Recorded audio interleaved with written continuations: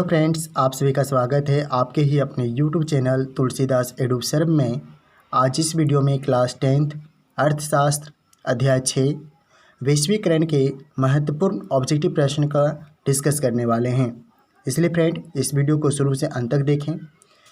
और एक बात और आपको बता दूं फ्रेंड, इस चैनल के माध्यम से क्लास 10th के सोशल साइंस के प्रैक्टिस सेट कराने वाला हूं। आप लोग इस प्रैक्टिस सेट को दें और अपने आप को आंक सकते हैं कि हम अपने परीक्षा में कितने स्कोर ला सकते हैं। इसलिए फ्रेंड, आप प्रैक्टिस सेट ज़रूर दें।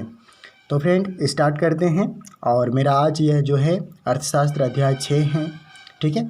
और यह अध्याय 6 का जो वैश्वीकरण का ऑब्जेक्टिव प्रश्न देखेंगे।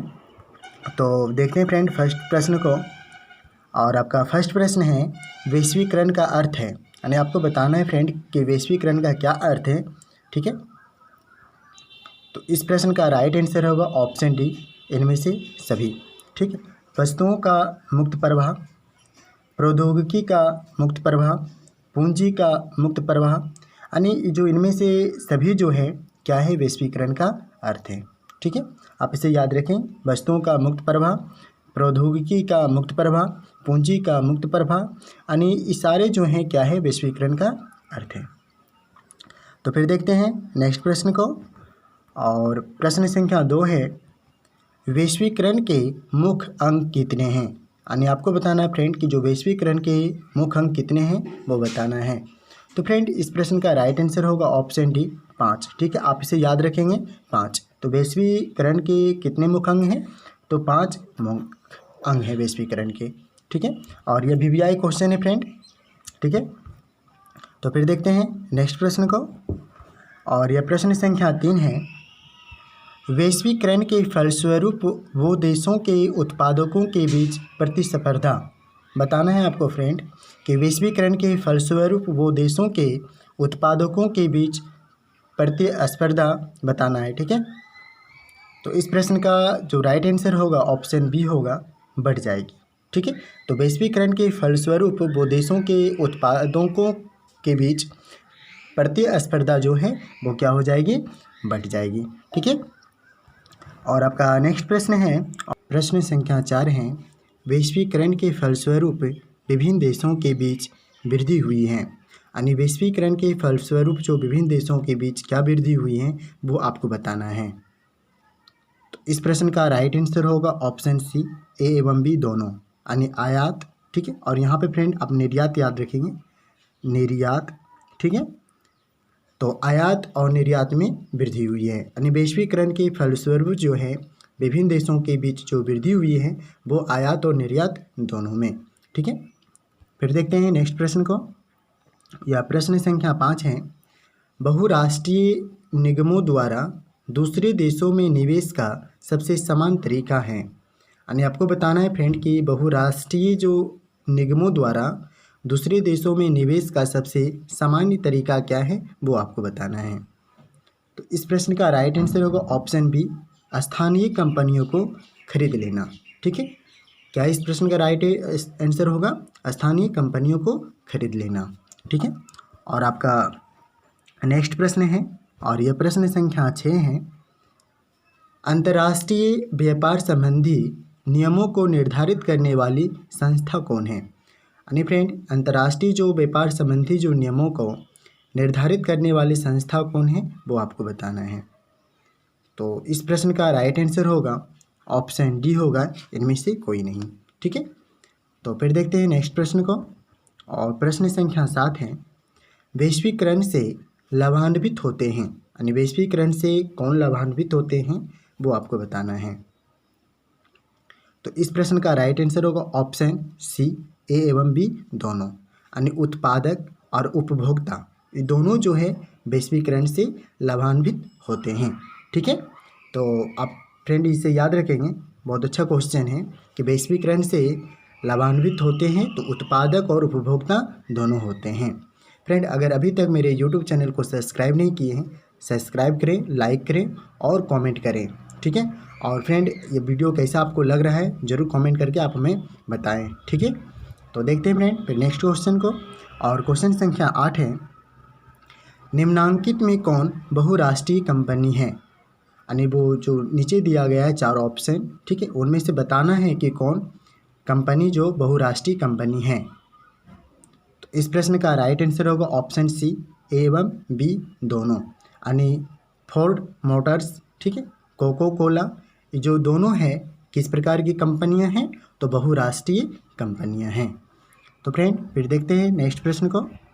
और प्रश्न संख्या 9 है, निम्नांकित में कौन सी संस्था वैश्वीकरण के विस्तार में सहायक हुई है?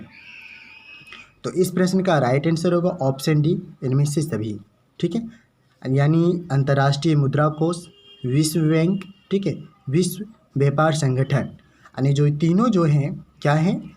वैश्वीकरण के विस्तार में सहायक हुई हैं। तो कौन सी संस्था है जो वैश्वीकरण के विस्तार में सहायक हुई है? तो जो तीनों जो संस्थाएं हैं, अंतर्राष्ट्रीय मुद्रा कोष, विश्व बैंक, विश्व व्यापार संगठन, ये तीनों जो संस्थाएं हैं वैश्वीकरण के विस्तार में सहायक हुई है, ठीक है। आप इसे याद रखेंगे। ये भी 2 क्वेश्चन जो है वे भी आई हैं। देखते हैं फ्रेंड फिर नेक्स्ट क्वेश्चन को। क्वेश्चन संख्या 10 है, विश्व व्यापार संगठन की स्थापना हुई है। तो इस प्रश्न का राइट आंसर होगा ऑप्शन सी, ठीक है, ऑप्शन सी होगा, ठीक है, 1995 ईस्वी में। तो विश्व व्यापार संगठन की जो स्थापना हुई है वो किस वर्ष हुई है? आप तो बताएंगे 1995 ईस्वी को, ठीक है। और ये जो क्वेश्चन है प्रत्येक बार जो है बोर्ड एग्जाम में पूछ दिया जाता है, ठीक है। तो विश्व व्यापार संगठन की स्थापना कब हुई? तो 1995 ईस्वी को, ठीक है। फिर देखते हैं नेक्स्ट प्रश्न को फ्रेंड। और प्रश्न संख्या 11 है, सरकार की नवीन आर्थिक नीति का अंग है। आपको बताना है फ्रेंड कि सरकार की जो नवीन आर्थिक नीति का अंग क्या है वो बताना है। तो इस प्रश्न का राइट आंसर होगा ऑप्शन डी होगा, इनमें से सभी, यानी उदारीकरण, वैश्वीकरण, निजीकरण, ये जो तीनों हैं सरकार की नवीन आर्थिक नीति का अंग है, ठीक है। आप इसे याद रखेंगे। देखते हैं फिर फ्रेंड नेक्स्ट क्वेश्चन को। और क्वेश्चन संख्या जो है 12 है, वैश्वीकरण से भारत को क्या लाभ होने की संभावना है? यानी वैश्वीकरण से भारत को क्या लाभ होने की संभावना है वो आपको बतानी है। तो इस प्रश्न का राइट आंसर होगा फ्रेंड ऑप्शन डी होगा, ये सभी, यानी कुशलता में वृद्धि, रोजगार में अवसरों में वृद्धि, यानी रोजगार में अवसरों में वृद्धि, उत्पादकता में वृद्धि, यानी जो इनमें से सभी जो हैं वो क्या है? वैश्वीकरण से भारत को लाभ होने की संभावना है। फिर देखते हैं नेक्स्ट प्रश्न को। और प्रश्न संख्या 13 है, वैश्वीकरण से किसकी जीवन स्तर में सुधार हुई है? यानी वैश्वीकरण से किसके जीवन में सुधार हुई है वो आपको बताना है।